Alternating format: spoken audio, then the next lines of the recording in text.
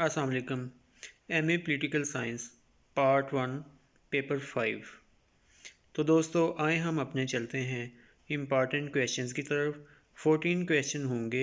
आप इनको अच्छे तरीके से तैयार कर लें तो आप बेहतरीन नंबर ले सकेंगे। आपका पूरा पेपर इंशाल्लाह 2022 का जो है वो इसमें से हल हो जाएगा। तो आए हम चलते हैं। पेपर का नाम है government and politics in Pakistan. सवाल नंबर 1, पाकिस्तान के दसातीर में इस्लामी दफ़ात का जायज़ा लें। ये किस तरह मुल्क में कवानीन को इस्लामी तर्ज पर बनाने के लिए अहम हैं। सवाल नंबर 2,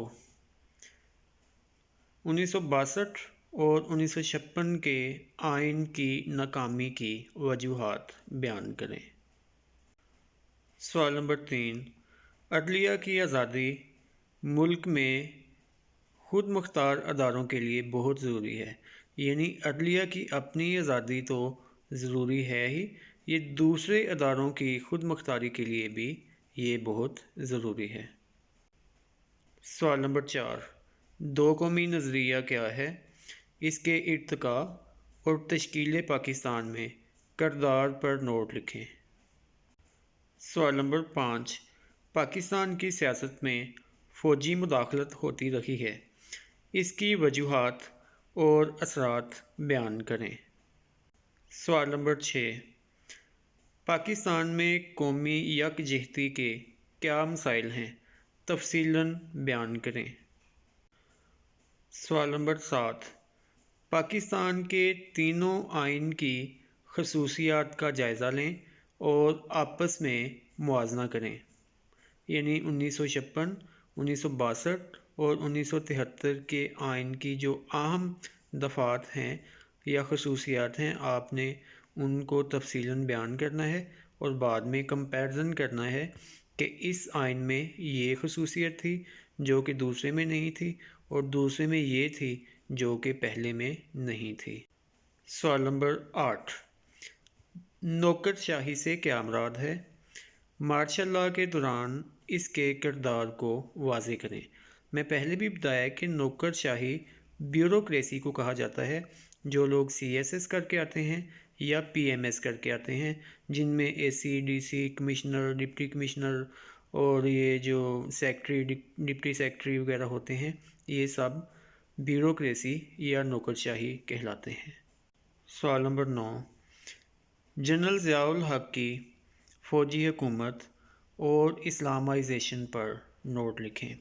यानी कि जो जनरल ज़ियाउल हक ने अपने दौरे इक़्तिदार में इस्लामाइजेशन के लिए इक़दाम किए, आपने उनको तफसीलन बयान करना है। सवाल नंबर 10, पाकिस्तानी सियासी निज़ाम और सियासी जमातों पर नोट लिखें और ये बताएं कि मजहबी जमातें क्यों गैर मौसर हैं। इस क्वेश्चन को सॉल्व करने का तरीका समझ लें कि पाकिस्तान का जो सियासी निज़ाम है ये किस तरह का है और मुल्क में बड़ी जमातें कौन सी हैं, आपने उन पर नोट लिखना है और ये फिर बताना है कि जो मजहबी जमातें हैं वैसे तो मुल्क में इनका बहुत ज़ोर होता है, लेकिन इलेक्शन में ये बिल्कुल नाकाम हो जाती हैं या बिल्कुल कम सीटें लेती हैं। ऐसा क्यों है, आपने इन चीज़ों को एक्सप्लेन करना है। बहुत इंपॉर्टेंट क्वेश्चन है, आपने इसको मिस नहीं करना। सवाल नंबर 11, 1973 के आइन में 18वीं तरमीम के बाद की सूरत हाल का जायज़ा लें। यानी कि 1973 के आइन में 18वीं तरमीम हो गई है, तो अब आइन की क्या सूरत हाल है, कौन से इख्तियारात सूबों के पास हैं और कौन से वफाक के पास हैं, आपने इनको एक्सप्लेन करना है। सवाल नंबर 12, अहम आइनी मसाइल को मद्देनज़र रखते हुए पाकिस्तान की आइन साज़ी की तारीख़ का जायज़ा लें।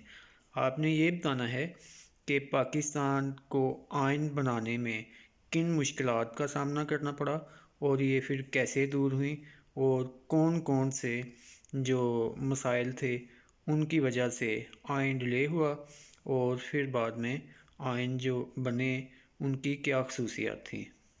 सवाल नंबर 13, सकूत ढाका की वजूहात बयान करें। यानी कि बांग्लादेश के پاکستان سے علیحدہ ہونے کی وجوہات کیا تھیں، یا مشرقی پاکستان کی مغربی پاکستان سے علیحدگی کی وجوہات کیا تھیں۔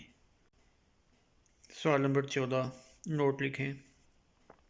LFO 1 یونٹ، ایوب خان کا مارشل لا اور اصلاحات، ضیاء الحق کی طرف سے اسلامائزیشن، 1973 کے آئین میں اسلامی دفعات، 1956 کے آئین کی ناکامی کی وجوہات۔